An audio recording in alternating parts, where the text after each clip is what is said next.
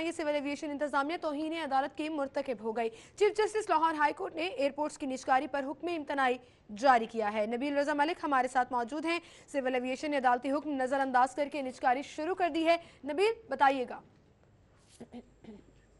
जी बिल्कुल, आज से कुछ दिन पहले जो है वो लाहौर हाई कोर्ट के जो चीफ जस्टिस हैं जस्टिस मंसूर अली शाह उनकी जानिब से उसमें इम्तनाई जारी किया था, जिस सिविल एविएशन को ये कहा गया कि लाहौर एयरपोर्ट समेत तमाम बड़े एयरपोर्ट की निजकारी है उसको फौरी तौर पर रोक दिया जाए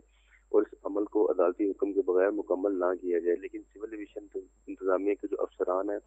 उनकी जानिब से जो है अदालती हुक्म को नजरअंदाज करते हुए ये एक प्लान जारी किया गया है, जिसकी कॉपी सिटी 42 ने हासिल कर ली है और इसमें तमाम वो डिटेल्स जो है वो बताई गई हैं कि किस तरह से लाहौर एयरपोर्ट समेत इस्लामाबाद, कराची और दीगर बड़े एयरपोर्ट्स की निजकारी है उसका अमल मुकम्मल किया जाएगा। 16 जून को जो है वो